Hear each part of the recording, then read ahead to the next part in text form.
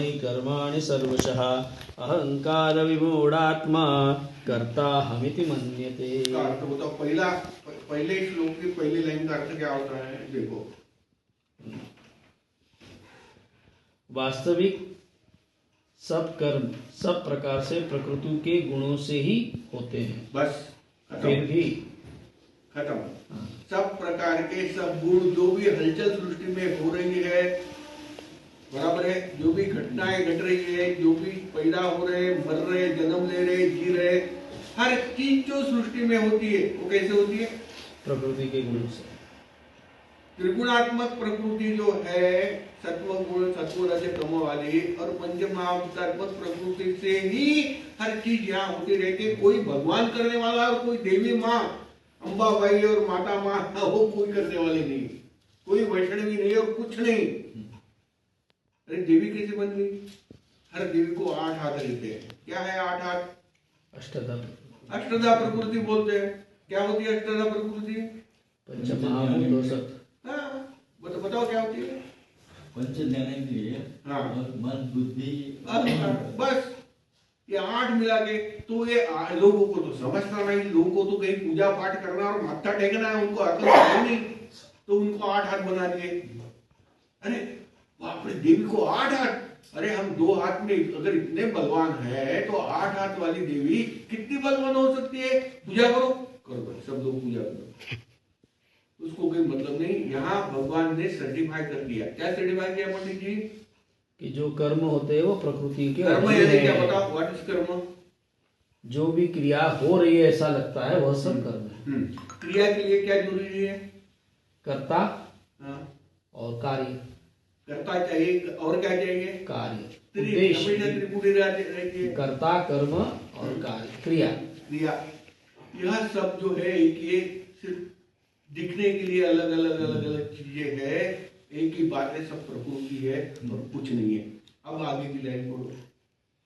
फिर भी जिनका अंतःकरण अहंकार से मोहित हुआ है, ऐसे अज्ञानी को वो मैं करता हूँ ऐसा मैं पूजा कर रहा हूँ, मैं साधना कर रहा हूँ, मैं सेवा कर रहा हूँ, मैं गुरु जी का कर रहा हूँ, मैं फलाना कर। अरे मैं बकरी है क्या तू?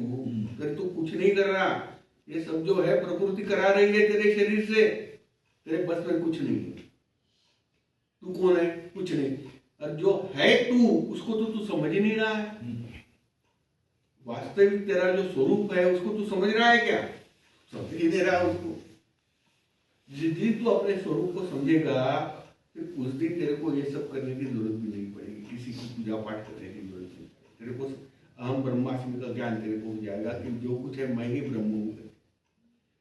वो ज्ञान तू लेगा नहीं, तू गुरु को समर्पण करेगा नहीं, बस यही करते रहेगा। पूजा पाठ तो करते रहे, कर्मकांड करते रहे।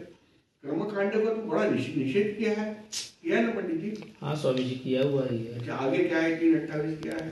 तत्त्ववित्तु महाबाहो गुणकर्म विभागयोः गुणागुणेषु वर्तन्त इति मत्वा न सज्जते।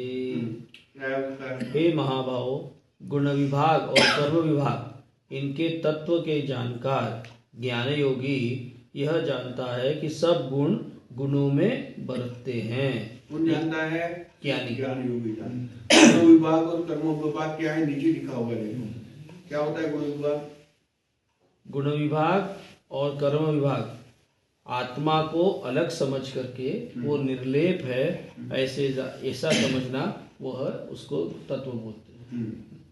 नहीं, नीचे लिखा होगा। त्रिगुणात्मक माया के कार्य रूप 5 महाभूत मन बुद्धि अहंकार, 5 ज्ञानेन्द्रिय, 5 कर्मेंद्रिय और शब्दादि 5 विषय, यह सब के समुदाय को गुण विभाग यह कहते हैं।